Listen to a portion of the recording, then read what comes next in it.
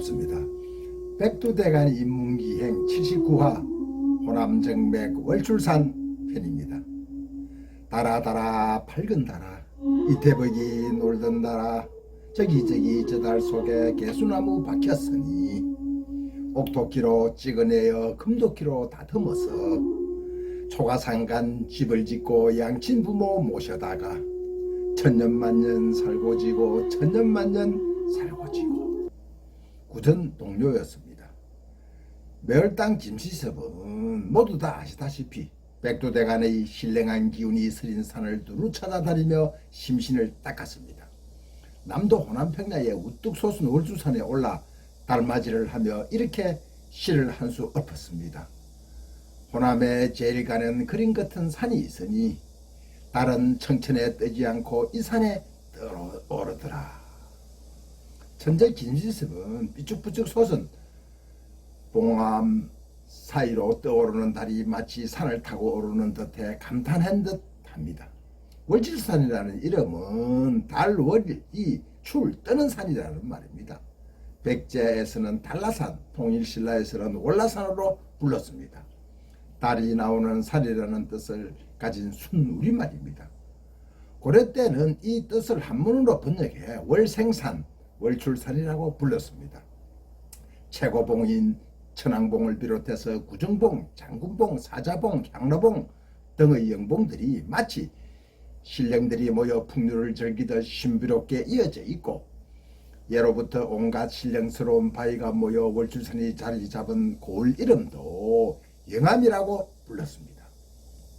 앞에서 뭉자 강조했지만은 환웅, 당군, 해모수, 박을것의 김수로, 주몽, 온조 모양 나라의 훌륭한 분들은 죽으면 산으로 들어가 큰 돌 산신이 되겠다고 여겼습니다.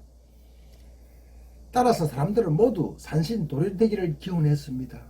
그 흔적은 전세계 40%를 차지하는 선사시대 한반도 고인돌이 말해주고 있습니다. 산꼭대기 천왕봉이라는 이름을 가진 산이 백두대간에는 여럿 있습니다. 혹자는 일제강점기에 청산 개명된 것이라고 하는데 천왕봉은 일제강점기에 붙여진 이름이 아니라는 증거는 매현 소산복의 시에서 볼 수 있습니다. 천왕봉의 저녁구름이란 머리봉에 높이 솟아 하늘에 뻗쳐있네. 날저문 구름은 오히려 덮여있네. 무심하게 스스로 오고 갈 뿐 푸른 참모습은 방해하지 않네. 이와 같이 머리봉, 두봉은 천왕봉을 가리킵니다. 시의 제목에서 명시적으로 천왕이라고 지시하고 있습니다. 영암 월출산 하면은 옥룡자 도선의 출생지로 알려져 있습니다. 도선은 신라말 성리로 백두대간 풍수지리의 대가로 한반도 비보사상을 부흥시킨 선지식입니다. 자장, 원효, 의상과 더불어 사찰 창거주자로 대중에게 널리 알려져 있습니다. 827년 도선이 태어났다는 구림마을은 비둘기구와 숲을 누므로 비둘기 숲이라는 뜻으로 지금도 현존하고 있는 월출산 기설의 마을입니다. 도선의 어머니 최씨는 월출산 기설 내가에서 빨래를 하다 산에서 떠내려오는 오이를 주워 먹고 도선을 잉태했다고 합니다. 처녀가 아이를 낳았으니 처음엔 몰래 아이를 월출산에 버렸습니다. 며칠 후 처녀 최씨가 버린 아이가 걱정이 되어 산으로 들어가 보았더니 비둘기들이 모여들어 젖을 먹이고 아이를 보호하고 있었답니다. 도선의 어머니는 아이를 집으로 데려와 돌아온 후 키운 후 출가시켰다고 합니다. 도선은 성녀로서보다도 대한민국 백두대간 풍수지리의 대가로 널리 알려져 있습니다.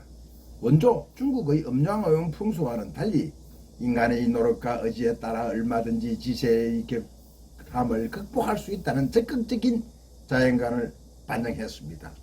백두대간 비부풍소 사상을 부흥시켜 앞으로 내다보는 결함이 있는 땅은 사찰을 짓거나 탑을 세워 지기를 보완했습니다. 이러한 백두대간 비보풍수는 환웅의 천재의식과 큰 돌, 바위를 숭배하는 고인돌 문화에서 볼 수 있고, 비보풍수는 백두대간 상간물을 따라 면면이 내려오다 선지식 원회에 하여 사만 일통을 이루었고 고려태조 왕건의 일화로 널리 알려져 있습니다. 도선이 백두대간을 타고 백두산에 올랐다가 남쪽으로 내려오다 백두대간 두류산에서 화계산을 따라 예성강, 임진강 사이에 높지는 않지만 기운이 서린 송악산을 눈에 들어왔습니다. 도선이 송악 근처를 지나갈 때 왕건의 아버지 왕룡이 새로 집을 짓는 것을 보며 도선은 연부를 돌며 이렇게 중얼거렸습니다. 제 나무를 심을 땅에 왜 말을 심을까? 이 말을 들은 왕룡은 깜짝 놀라 도선에게 예를 다하여 자문을 구했습니다. 대사, 소인이 미친하여 하늘의 뜻을 알지 못하옵니다. 도선은 염주를 돌리며 왕룡에게 자신을 따라오라는 신호를 보냈습니다.